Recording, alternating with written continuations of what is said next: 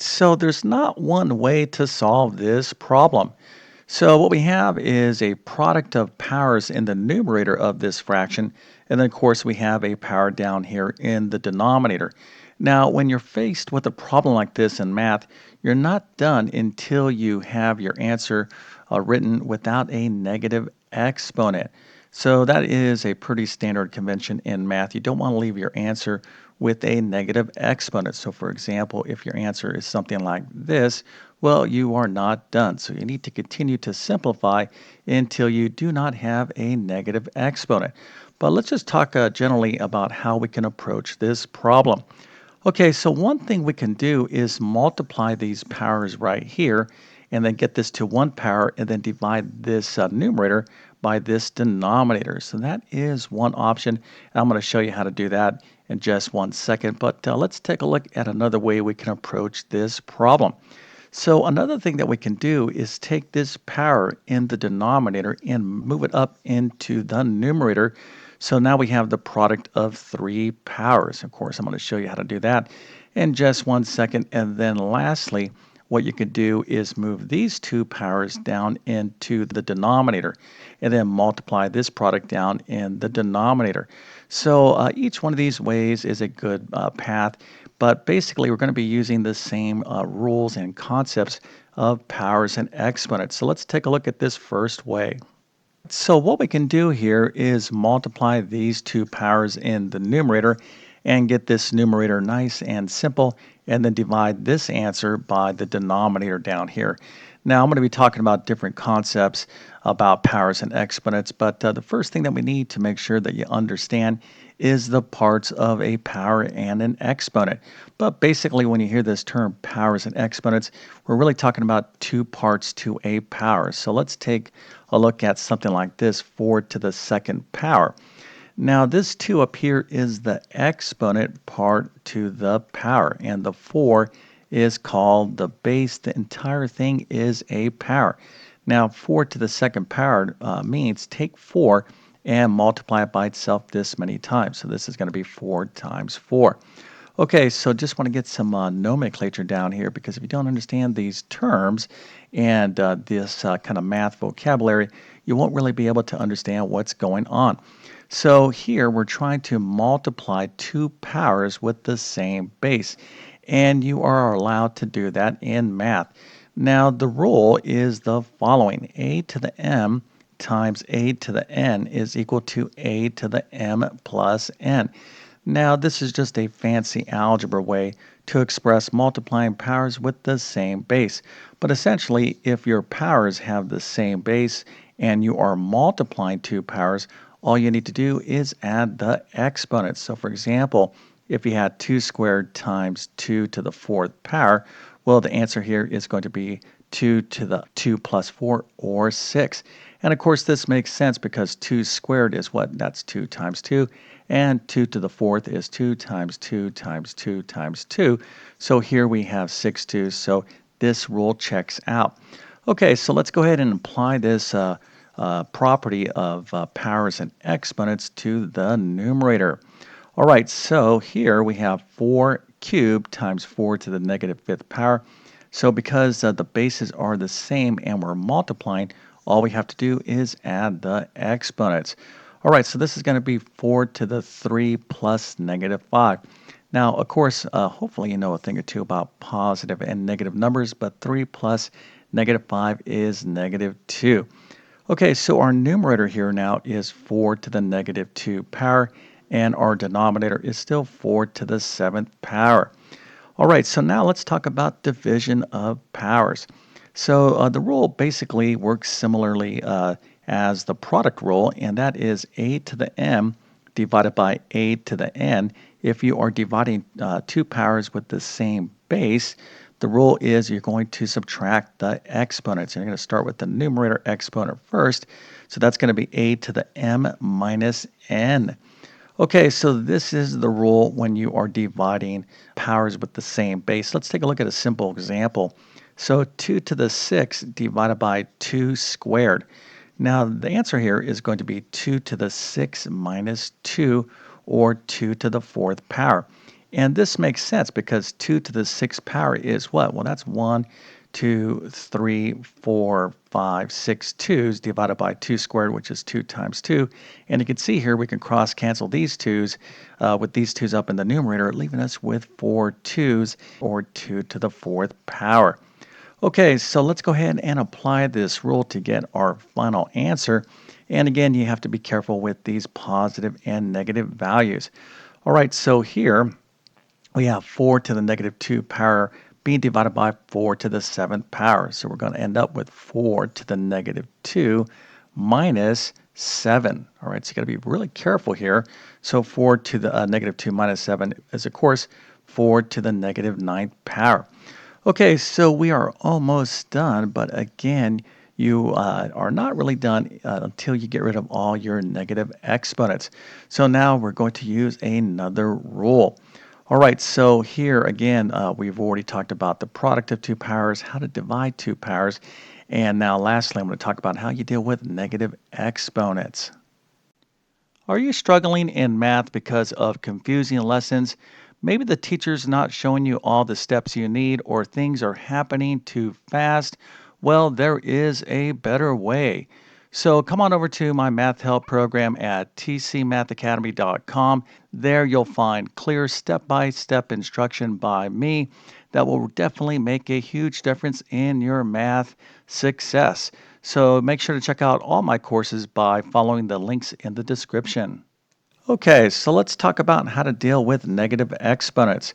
So here we divided these two powers, 4 to the negative 2 divided by 4 to the 7th is equal to 4 to the negative 9th power, right? So this is going to be negative 2 minus 7, which of course is 4 to the negative 9th power. But now we need another rule to finally get rid of this negative exponent.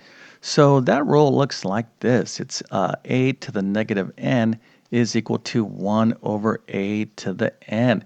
So if you have a negative exponent, you can write this power with the negative exponent as a positive exponent, but you got to basically put it over once. That's going to be equal to 1 over a to the n.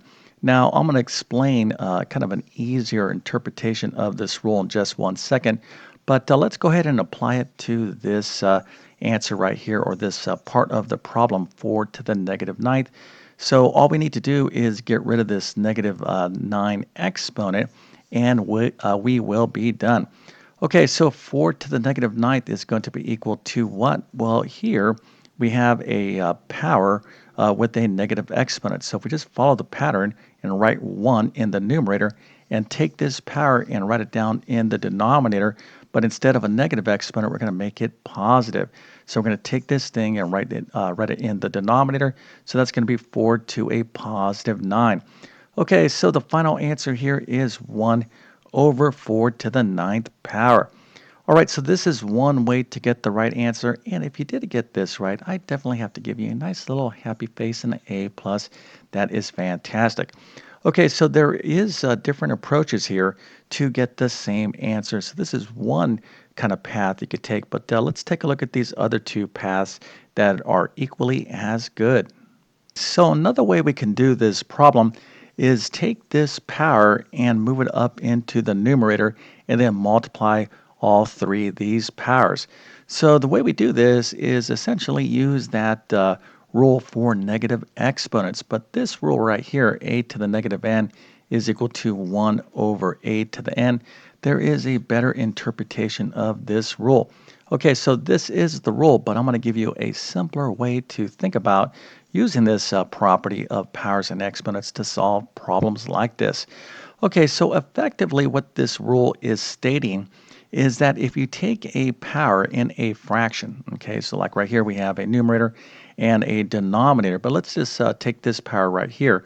If we move this power to the opposite side of the fraction bar, so for example, 4 to the negative 5th is up in the numerator. If I put it down in the denominator, what happens is the sign of the exponent becomes opposite. So instead of 4 to the negative 5, that becomes 4 to the 5th down in the denominator. So I can move this entire power, if I want to, down to the denominator. All I have to do is change the sign of the exponent.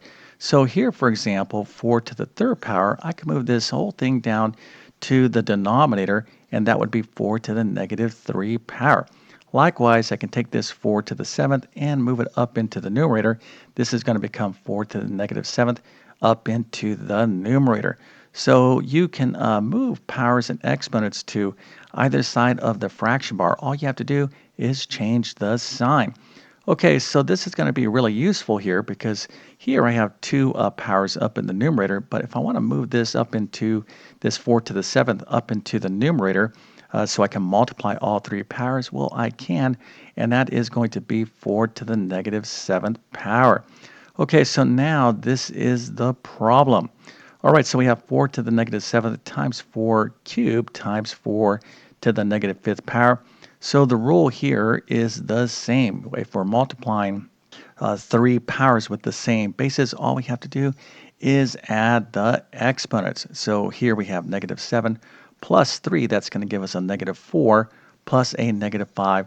This entire thing is going to be 4 to the negative 9th power. Okay, so we saw earlier that 4 to the negative 9th, we're not done because we have a negative exponent, so we can write this as 1 over 4 to the positive 9th power. Okay, so this is another approach you can take, and now let's take a look at this last approach. Okay, so the last thing that we can do here to solve this problem is take our powers up in the numerator and bring them down to the denominator. So now that we know something about how to divide and multiply powers and exponents and how to deal with positive and negative exponents, we can move these powers down to the denominator if we like, and this is going to make our life a lot easier. So let's go ahead and do this now. So here we have 4 to the 3rd power. If I move this power down to the denominator, this is going to be 4 to the negative 3 power. So again, what you're going to do is take the power and write the opposite sign of the exponent to the opposite side of the fraction bar. Okay, so 4 to the 3rd power in the numerator, is equivalent to 4 to the negative 3 power down in the denominator. So now we have 4 to the negative 5 up in the numerator. So down in the denominator, this power, its equivalent power, is going to be 4 to a positive 5. Again, we're going to write the opposite sign. Okay, so now we have this big product right here, 4 to the negative 3 times 4 to the 7th times 4 to the 5th. So negative 3 plus 7, again, we're multiplying powers with the same base. All we have to do is add the exponents. So negative 3 plus 7 is 4. 4 plus 5, of course, is 9. So our final answer will be 4 to the 9th here in the denominator. And then up here in the numerator, there is a 1. Okay, so once again, our final answer is 1 to the 1 over 4 to the 9th power. Okay, so if you understand this, well, you actually know a thing or two about powers and exponents. This is really important in all levels of mathematics. But if you need additional help with powers and exponents, I have a ton of videos on my YouTube channel that can help you out. Again, make sure to check out my full main math courses. And what we're talking about here is stuff that you typically learn in like pre-algebra and algebra 1. You'll see those course links in the description. Okay, so with all that being said, I definitely wish you all the best in your math adventures. Thank you for your time and have a great day.